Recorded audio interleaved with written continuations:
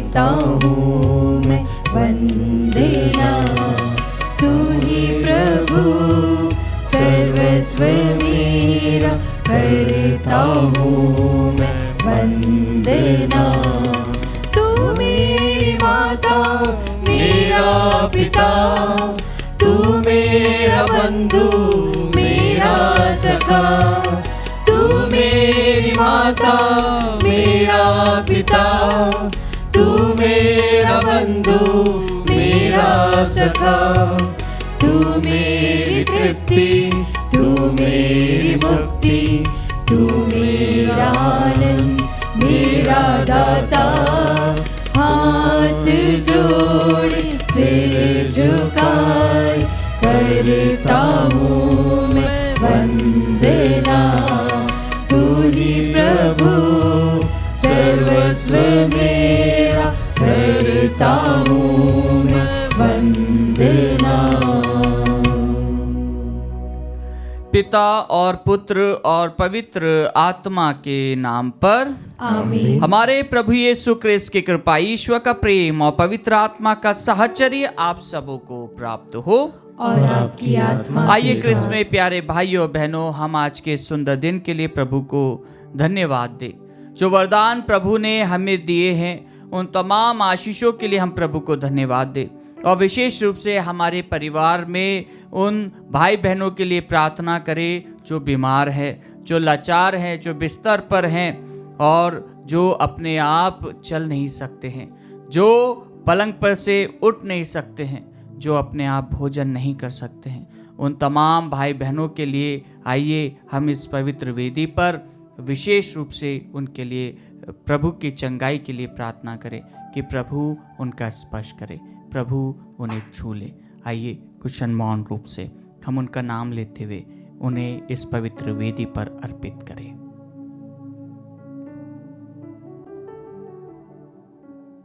भाइयों और बहनों, हम अपने पापों को स्वीकार करें ताकि हम यह पवित्र बलि चढ़ाने के योग्य बन जाएं। हे भाइयों बहनों, मैं सर्वशक्तिमान ईश्वर और आप लोगों के सामने स्वीकार करता हूं कि मैंने मन, वचन और कर्म से तथा अपना कर्तव्य पूरा ना करने से, अपने कसूर से, अपने भारी कसूर से घोर पाप किया है। इसलिए मैं नित्य कुआरी धन्य मरियम से, सब स्वर्गदूतों, संतों और आप लोगों से, ए भाइयों बहनों, विनती करता हूँ कि आप लोग मेरे लिए प्रभु ईश्वर से प्रार्थना करें। सर्वशक्तिमान ईश्वर हम लोगों पर दया करे और हमारे पाप क्षमा कर हमें अनंत जीवन प्रदान करे। आमीन। हे प्रभु दया कर, हे प्रभु दया कर, हे क्रिस्त दया कर, हे क्रिस्त दया कर, हे प्रभु दया कर। हे प्रभु दया कर। हम प्रार्थना करें। हे प्रभु हमारे ईश्वर, तू ही समस्त कल्याण का स्रोत है। हमें यह वर दे कि हम तेरी सेवा सदा आनंद पूर्वक करते रहें, क्योंकि तेरी सेवा में हमें पूर्ण और चिरस्थायी सुख प्राप्त होता है।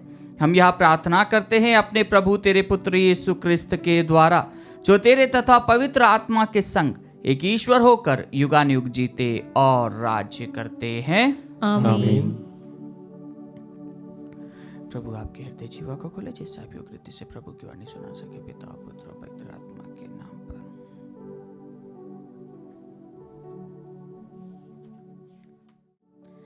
पहला पाठ प्रकाशना ग्रंथ अध्याय 11 पद संख्या 4 से 12। मुझ यूहन्ना से यह कहा गया, ये मेरे 2 साक्षी हैं। ये वे जैतून के 2 पेड़ और 2 दीपाधार हैं, जो पृथ्वी के प्रभु के सामने खड़े हैं। यदि कोई इन्हें हानि पहुंचाना चाहे तो इनके मुख से आग निकलती है और वह इनके शत्रुओं को नष्ट कर देती है। जो इन्हें हानि पहुंचाना चाहेगा उसे उसी प्रकार मर जाना होगा। इन्हें आकाश का द्वार बंद करने का अधिकार है। इनकी भविष्यवाणी के समय पानी नहीं बरसेगा। इन्हें पानी को रक्त में बदलने का और जब जब चाहे तब तब पृथ्वी पर हर प्रकार की महामारी भेजने का भी अधिकार है। जब ये अपना साक्ष्य दे चुके होंगे तो अगाध गर्त में से ऊपर उठने वाला पशु इनसे युद्ध करेगा और इन्हें परास्त कर इनका वध करेगा। इनकी लाशें उस महानगर के चौक में पड़ी रहेगी जो लाशनिक भाषा में सोदोम या मिस्र कहलाता है, और जहां इनके प्रभु को क्रूस पर आरोपित किया गया था। 3.5 दिनों तक हर जाति, वंश, भाषा और राष्ट्र के लोग इनकी लाशें देखने आएंगे और इन्हें कब्र में रखने की अनुमति नहीं देंगे।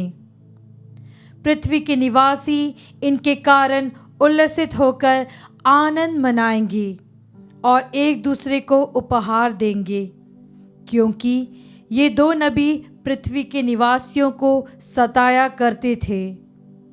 किंतु 3.5 दिनों बाद ईश्वर की ओर से इन दोनों में प्राण आए और ये उठ खड़े हो गए। तब सब देखने वालों पर आतंक छा गया। स्वर्ग से एक वाणी इनसे यह कहती हुई सुनाई पड़ी, यहाँ ऊपर आओ। और ये अपने शत्रुओं के देखते देखते बादल में स्वर्ग चले गए। प्रभु की वाणी। ईश्वर को धन्यवाद। भजन अनुवाक्य। प्रभु मेरी चट्टान धन्य है। प्रभु मेरी चट्टान धन्य है। प्रभु मेरी चट्टान धन्य है। वह मेरे हाथों को युद्ध का और मेरी उंगलियों को समर का प्रशिक्षण देता है। अनुवाक्य। प्रभु मेरी चट्टान धन्य है। वह मुझे प्यार करता और सुरक्षित रखता है। वह मेरा गढ़ है, मेरा मुक्तिदाता, मेरी ढाल और मेरा शरण स्थान। वह अन्य राष्ट्रों को मेरे अधीन करता है। अनुवाक्य। प्रभु मेरी चट्टान धन्य है। हे प्रभु, मैं तेरे लिए एक नया गीत गाऊंगा। मैं वीणा बजाते हुए तेरी स्तुति करूंगा। तू राजाओं को विजय दिलाता और अपने दास दाऊद की रक्षा करता है। अनुवाक्य। प्रभु मेरी चट्टान धन्य है। जय घोष। हालेलुया। हमारे मुक्तिदाता और मसीह ने मृत्यु का विनाश किया और अपने सुसमाचार द्वारा अमर जीवन को आलोकित किया। हालेलुया।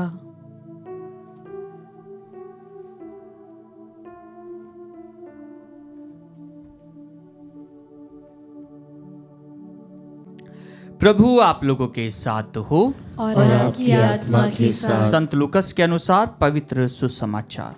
हे प्रभु तेरी महिमा हो। सदुकी यीशु के पास आए। उनकी धारणा है कि मृतकों का पुनरुत्थान नहीं होता। उन्होंने यीशु के सामने यह प्रश्न रखा, मूसा ने हमारे लिए यह नियम बनाया है, यदि किसी का भाई अपनी पत्नी के रहते निसंतान मर जाए तो वह अपने भाई की विधवा को ब्याह कर अपने भाई के लिए संतान उत्पन्न करे। 7 भाई थे। पहले ने विवाह किया और वह निसंतान मर गया। दूसरा और तीसरा आदि 7 भाई विधवा को ब्याह कर निसंतान मर गए। अंत में वह स्त्री भी मर गई। अब पुनरुत्थान में वह किसकी पत्नी होगी? वह तो 7 की पत्नी रह चुकी है। यीशु ने उनसे कहा, इस लोक में पुरुष विवाह करते हैं और स्त्रियां विवाह में दी जाती है, परंतु जो परलोक तथा मृतकों के पुनरुत्थान के योग्य पाए जाते हैं, उन लोगों में ना तो पुरुष विवाह करते हैं और ना स्त्रियां विवाह में दी जाती है। वे फिर कभी नहीं मरते। वे तो स्वर्गदूतों के सदृश होते हैं और पुनरुत्थान की संतति बन जाते हैं। मृतकों का पुनरुत्थान होता है। मूसा ने भी झाड़ी की कथा में इसका संकेत किया था, जहां वह प्रभु को इब्राहिम का ईश्वर, इसहाक का ईश्वर और याकूब का ईश्वर कहते हैं। वह मृतकों का नहीं, जीवितों का ईश्वर है, क्योंकि उसके लिए सभी जीवित हैं। इस पर कुछ शास्त्रियों ने उनसे कहा, गुरुवर, आपने ठीक ही कहा। इसके बाद उन्हें यीशु से और कोई प्रश्न पूछने का साहस नहीं हुआ। प्रभु का सुसमाचार। हे क्रिस्त, तेरी स्तुति हो। क्रिस्त में मेरे प्यारे भाइयों बहनों, आज के प्रथम पाठ में हम पाते हैं कि किस प्रकार पुनः यूहन्ना प्रकाशना ग्रंथ के माध्यम से हमें अलौकिक वस्तुओं को बताते हुए स्वर्गिक वस्तुओं की ओर संकेत देते हैं कि किस प्रकार ईश्वरीय बातों को समझना कितना कठिन होता है। ईश्वरीय धारणा में जब हम रहते हैं तो ईश्वर की प्रेरणा हमें कई बार ऐसी बातें बता देता है जो दूसरों के समझ के परे हैं, जो नॉर्मल पीपल नहीं समझ पाते हैं। और दैट इज़ अ थिंग, और यही बात हम प्रकाशना ग्रंथ में पाते हैं कि कई सारे तथ्य जो हमें समझ में नहीं आते, जो हमारी समझ के परे हैं। यूहन्ना स्वयं को बार बार बताते हुए जो वह महसूस करता है, जो वह देखता है, वह उसका उल्लेख लिखता है। कई बातें जब हम प्रकाशना ग्रंथ में देखते हैं तो वह हम मानवीय बुद्धि के परे होती है। क्यों? क्योंकि यह ईश्वरीय कार्य, ईश्वरीय योजना है। जब हम प्रकाशना ग्रंथ के किसी भी अगर वस्तु को या किसी भी तथ्य को अगर हम प्रमाणित करने में लग जाएंगे तो शायद ही हम उसको प्रमाणित कर पाएंगे। क्यों? क्योंकि काफ़ी थियोलॉजियंस ने इस पर रिसर्च करी है कि प्रकाशना ग्रंथ का तथ्य आखिरकार क्या है। अंत में जब हम देखते हैं कि प्रकाशना ग्रंथ एक ईश्वरीय योजना को परिपक्व करते हुए ईश्वरीय योजना को पूर्ण करने का एक बहुत ही बड़ा उदाहरण है, जो कि पूरी बाइबल के अंदर हम पाते हैं। कहा जाता है कि बाइबल की जो सबसे कठिन बुक है वह है प्रकाशना ग्रंथ। क्यों? क्योंकि हम उसको समझ नहीं पाते हैं, क्योंकि जब थियोलॉजी में उसको पढ़ाया जाता है तो किसी को भी पूरे मार्क्स नहीं आते हैं। सबकी सोच अलग अलग होती है, सबके अलग अलग मनोभाव होते हैं। और जो प्रकाशना ग्रंथ जो कहना चाहता है वह जब हम उसकी स्टार्टिंग में यूहन्ना की कल्पना को जब देखते हैं तो उसका एंड क्या होगा हमें नहीं मालूम होगा। जैसे कि आज के सुसमाचार आज के प्रथम पाठ में हम यही पाते हैं कि किस प्रकार बहुत सारे सेराफिम, सातों ये दीप और बहुत सारी बातों का उल्लेख किया जाता है प्रकाशना ग्रंथ में। और जब हम उसको एक एक बिंदु पे अगर उसको मनन करेंगे तो एक एक बिंदु हमें एक एक प्रभु के वचनों पर आधारित पाई जाएगी। और यही बात आज के सुसमाचार पाठ, संत लूकस के रचित सुसमाचार पाठ में हम पाते हैं कि किस प्रकार प्रभु उन तथ्यों को, उन बातों को इतने प्यार से उन सदुकियों को बताते हैं जो पुनरुत्थान में विश्वास नहीं करते थे। सदुकी, फरीसी और शास्त्री, ये जो तीन प्रकार के जो कैरेक्टर है प्रभु के जीवन काल के अंदर कहा जाए तो सदुकी, फरीसी, शास्त्री और एसेंस और जेलेट्स, ये 5 लोगों के बहुत बोलबाला था। क्यों? क्योंकि धर्म के पंडित थे। एसेंस कौन थे? एसेंस जो गुफा के अंदर रहते थे और जो पपायरस के अंदर लिखते थे, वो कौन थे?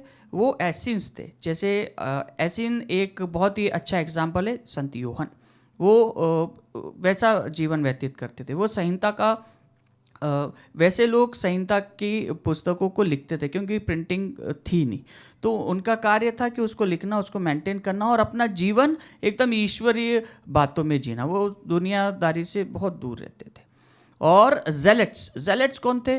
वो फाइटर थे। वो फाइटर कौन थे? वो क्रांतिकारी थे। क्रांतिकारी किसके क्रांतिकारी? यहूदियों के क्रांतिकारी, कि यहूदियों के ऊपर जब भी कोई अटैक करेगा तो ये जेलेट्स ये बाहर आते थे, ये क्रांतिकारी थे कि हम सत्य के लिए लड़ते थे। और उसका एग्जाम्पल कौन है? जब प्रभु को पूछा जाता है, पिलातुस पूछता है कि मैं तुम्हारे लिए किसको रिहा करूं, बराबस को या यीशु को? तो बराबस क्रांतिकारी था। और वो क्रांतिकारी क्यों था? क्योंकि वो मारता था। किसको मारता था? रोमियों को मारता था। क्यों? क्योंकि रोमी यहूदी लोगों को कैप्चर करके रखे थे। और आज के और ये जो 3 हैं, सदूकी, फरीसी और शास्त्री, इसमें आज के सुसमाचार पाठ में हम पाते हैं कि सदूकी लोग पुनरुत्थान में विश्वास नहीं करते थे और फरीसी लोग पुनरुत्थान में विश्वास करते थे, एंजल्स में विश्वास करते थे। और यही बात जब आज प्रभु उन से प्रश्न कहा जाता, तो आज प्रभु कहते हैं कि पुनरुत्थान के बाद में किसी का विवाह नहीं होता है। यह स्वर्गिक बात बहुत ही अनमोल बात है। प्रभु इसका उल्लेख उनको बहुत ही योग्य रीति से समझाते हैं, क्योंकि जो उदाहरणाएं वो लेकर घूमते हैं, जो मूसा की संहिता को वो लेके घूमते हैं, शायद ही वह उसके ऊपर इतना कभी संक्षिप्त में उन्होंने उसके ऊपर कभी विचार किया होगा। क्योंकि प्रभु आज मूसा की संहिता को कहते हुए, उसका उल्लेख देते हुए, उसका उदाहरण देते हुए कहते हैं कि ईश्वर जीवितों का ईश्वर है। जब हम याकूब का, इब्राहिम का ईश्वर कहते हैं, जैसा कि मूसा ने कहा, तो वो बात क्या दर्शाता है कि प्रभु किसका उल्लेख देते हैं? जीवितों के ईश्वर का। और जीवितों के ईश्वर का कभी पुराने विधान में नाम नहीं लिया जाता था, या तो ई लिखा जाता था या तो वाई लिखा जाता था, एलोहिम या यावे, और कोई भी उसका नाम नहीं ले सकता था। इवन जब वह ईश्वर की उपस्थिति में जाते थे तो वे अपने मुख को कवर करके जाते थे। ये बहुत ही प्रमुख बातें हैं जो कि आज के सुसमाचार पाठ में हम पाते हैं कि प्रभु किस प्रकार से लोगों को सत्य का प्रकाश देते हैं, सत्य का सुसमाचार सुनाते हैं। स्वयं प्रभु एक सुसमाचार के रूप में उनके बीच में कार्य करते हैं, और जब वे बोलते हैं तो किसी का साहस नहीं हो पाता। ये आज के सुसमाचार पाठ में हम पाते हैं कि शास्त्री उनसे कहते हैं, गुरुवर आपने ठीक ही कहा। इसके बाद उन्हें यीशु से और कोई प्रश्न करने का साहस नहीं हुआ। हाँ क्रिस्त में प्यारे भाइयों बहनों, कई बार हम हमारे जीवन में भी ऐसी परिस्थितियों में आ जाते हैं, कई बार हमारे सामने भी ऐसे सपने आते हैं, ऐसी इमेजेस आ जाती है जो बार बार आती है। कई बार कई लोग अपनी शेयरिंग्स में ये शेयर करते हैं कि हमें ये बार बार क्यों दिखता है, बार बार ऐसा हमारे साथ क्यों होता है। लेकिन अगर तथ्य पर जाएंगे तो हमें इसका जवाब हमें खुद प्रभु से पूछना है, क्योंकि हम दुनिया सबसे पूछते हैं कि ये क्या है, ये क्या है। लेकिन जब हमारे जीवन में ऐसा कुछ होता है, जब हमें कोई चीज़ बार बार प्रभु की ओर दिखाना चाहती है, प्रभु कुछ कहना चाहते हैं, तो हमें स्वयं प्रभु ही उत्तर देंगे, और प्रभु उत्तर देता है। प्रभु अपने भक्तों को जब चुनता है तो प्रभु उन्हें उत्तर देता है। आइए क्रिस्त में प्यारे भाइयों बहनों, हम अपने आप को प्रभु को समर्पित करें। जितना हो सके हम प्रभु के नज़दीक आएँ, प्रभु के साथ में रहें, जिससे कि हम प्रभु के वचनों पर चल सके एवं हमारे परिवार को प्रभु की राह पर चला सकें।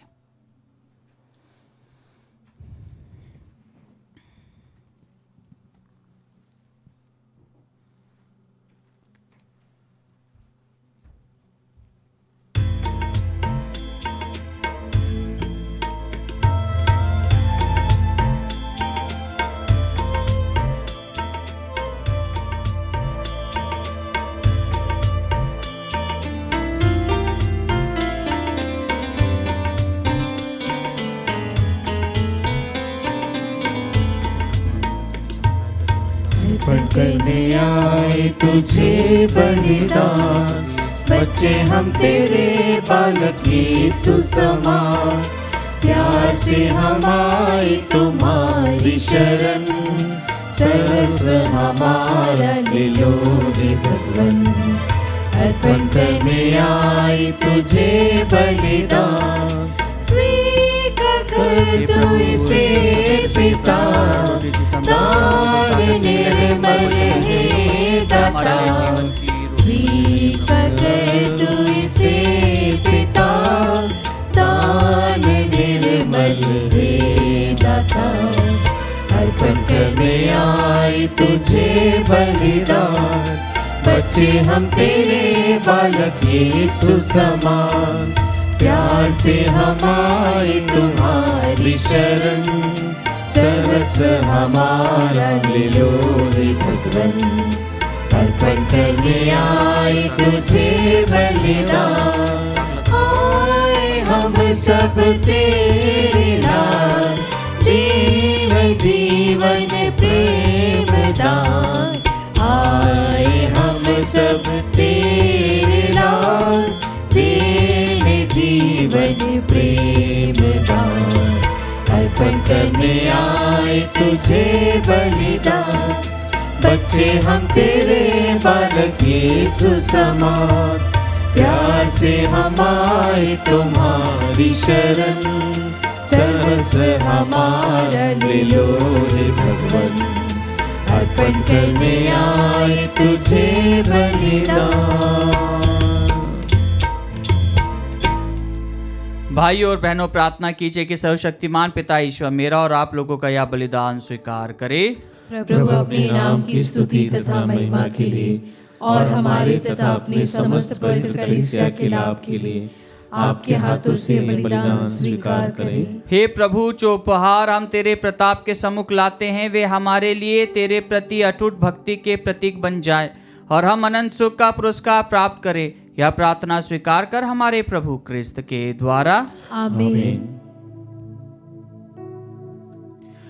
प्रभु आप लोगों के साथ हो और आपकी आत्मा के साथ। प्रभु में मन लगाइए, हम प्रभु में मन लगाए हुए हम अपने हैं। प्रभु ईश्वर को धन्यवाद दे। यह उचित और न्याय संगत है। हे प्रभु पवित्र पिता, सर्वशक्तिमान और शाश्वत ईश्वर, यह वास्तव में उचित और न्याय संगत है।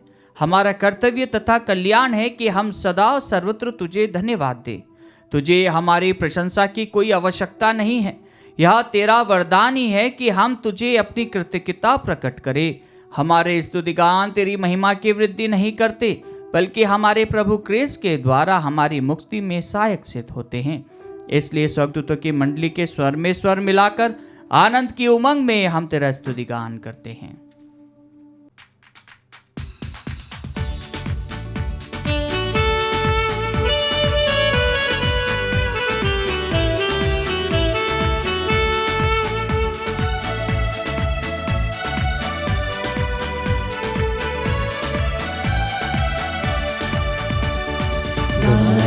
हम सब मिलकर जीवंत ईश्वर का स्तुति गान गाए। हम सब मिलकर जीवंत ईश्वर का स्तुति गान। पवित्र है परमेश्वर, पवित्र है सर्वशक्तिमान, पवित्र है परमेश्वर, पवित्र है सर्वशक्तिमान, पवित्र है अमर ईश्वर। जय हो तेरी जय हो, जय हो तेरी जय हो, जय हो तेरी जय हो।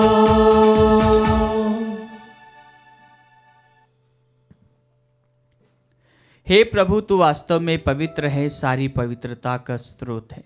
हम तुझसे प्रार्थना करते हैं तू इन उपहारों को अपनी आत्मा के संस्पर्श से पवित्र कर दे कि हमारे प्रभु यीशु क्रिस्त का शरीर तथा रक्त बन जाए। जब वे स्वेच्छा से मृत्यु के लिए सौंपे गए, उन्होंने रोटी ली, तुझे धन्यवाद दिया और रोटी तोड़कर उसे अपने शिष्यों को देते हुए कहा, तुम सब इसे लो और इसमें से खाओ, क्योंकि यह मेरा शरीर है जो तुम्हारे लिए बलि चढ़ाया जाएगा। हे मेरे प्रभु, हे मेरे ईश्वर।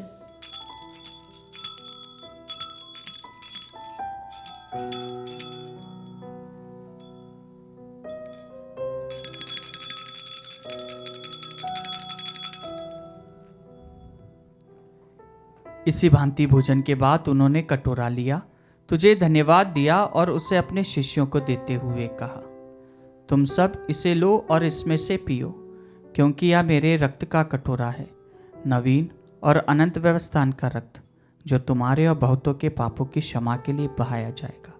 तो मेरी स्मृति में यह करो। हे मेरे प्रभु, हे मेरे ईश्वर।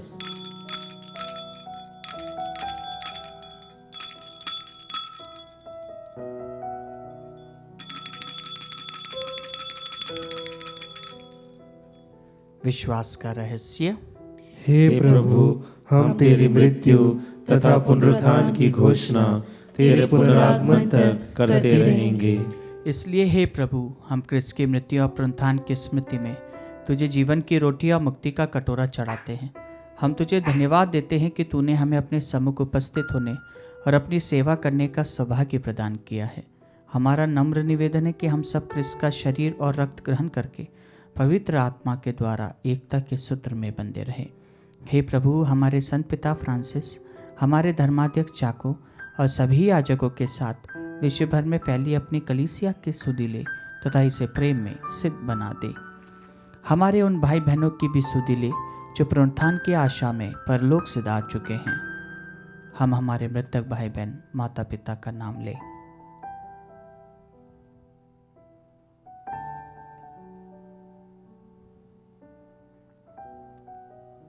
उन्हें और सभी मृतकों को अपने दर्शन का सौभाग्य प्रदान कर। हम सब पर दया दृष्टि डाल कि हम भी अनंत जीवन के सहभागी बने और ईश्वर की माता धन्य कुआरी मरियम, उनके वर धन्य योसेफ, धन्य प्रेरितों तथा सब संतों के साथ जो युग युग में तेरे प्रति विश्वस्त बने रहे, तेरी स्तुति और महिमा कर सके, तेरे पुत्र यीशु क्रिस्त के द्वारा।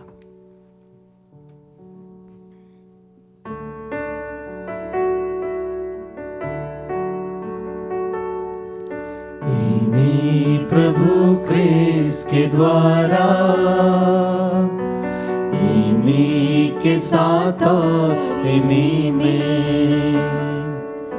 ये सर्वशक्तिमान पिता ईश्वर पवित्र आत्मा के साथ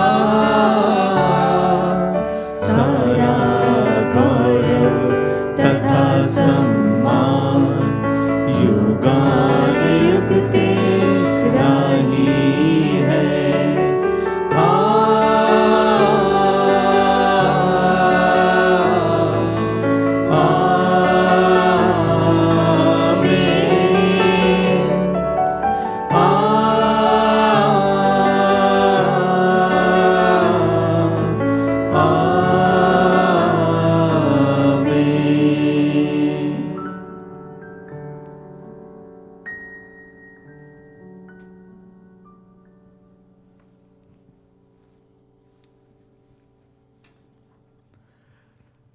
हम सब मिलकर पिता ईश्वर से प्रार्थना करें जैसे प्रभु यीशु ने हमें सिखाया है।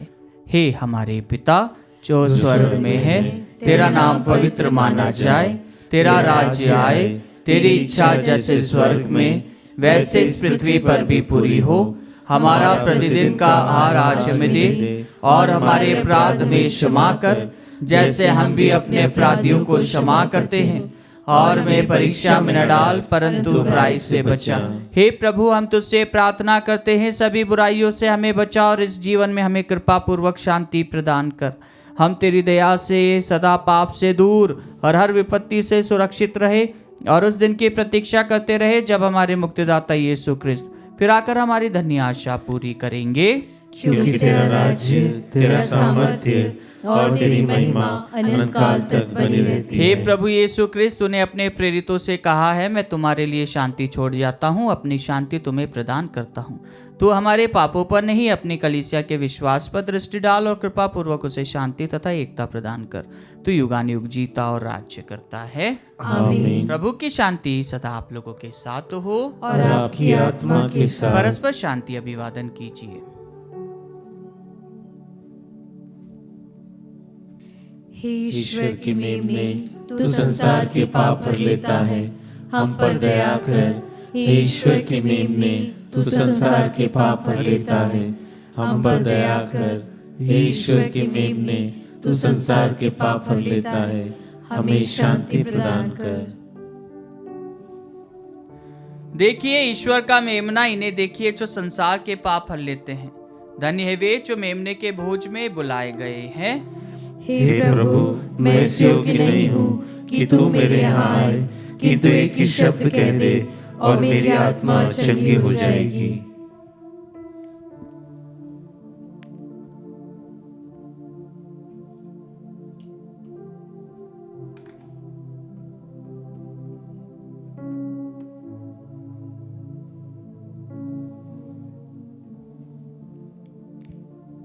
हे मेरे प्रभु यीशु, मैं सारे हृदय से विश्वास करती हूँ कि आप पवित्र यूकरिस्ती संस्कार में उपस्थित हैं। हे प्रभु, मैं सभी चीज़ों से बढ़कर आपको प्रेम करती हूँ और मेरी यही अभिलाषा है कि आप मेरी आत्मा में आकर बस जाएं, क्योंकि हे प्रभु, मैं आपको आज ग्रहण करने में असमर्थ हूँ। हे प्रभु, आध्यात्मिक रूप से आकर मेरे हृदय में समा जाइए। हे यीशु, मैं आज आप में एक होना चाहती हूँ और आप में समा जाना चाहती हूँ। हे प्रभु, यह कभी ना होने पाए कि मैं आपसे कभी अलग हो जाऊं। आमीन। ईश्वर के साथ रहने में मेरा कल्याण है। मैं प्रभु ईश्वर पर भरोसा रखता हूँ। हम प्रार्थना करें। हे प्रभु, तेरी कृपा से हमें इस पवित्र संस्कार का वरदान मिला है। तेरे पुत्र ने हमें आज्ञा दी है कि हम उनकी स्मृति में इसे मनाया करें। या हमारे हृदयों में तेरे प्रेम की वृद्धि करे, हमारे प्रभु क्रिस्त के द्वारा। आमीन। प्रभु आप लोगों के साथ हो और आपकी आत्मा के साथ। सर्वशक्तिमान ईश्वर पिता और पुत्र और पवित्र आत्मा आप लोगों को आशीर्वाद प्रदान करे। आमीन। आप लोग विदा ले। पवित्र मिस्सा संपन्न हुआ। ईश्वर को धन्यवाद।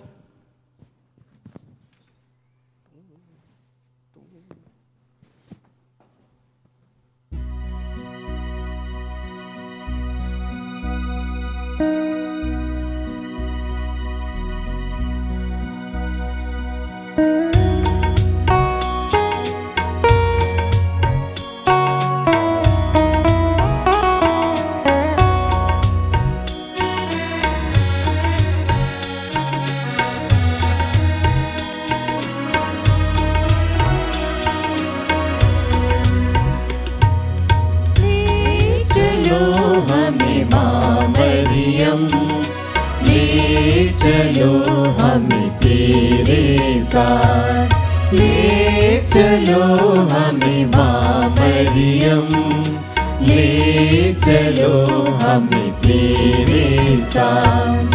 हम बालक हम चले न जाने, हम नादान हम पथ भूल जाए, ले चलो हमें माँ मरियम, ले चलो हमें तेरे साथ। तुम प्रभु की अति प्रिय संतान, प्रभु के समीप तुम वंदन, हम सबके लिए विनय करो, प्रभु के समीप हमें भी करो। ले चलो हमें माँ मरियम, ले चलो हमें तेरे साथ, ले चलो हमें माँ मरियम, ले चलो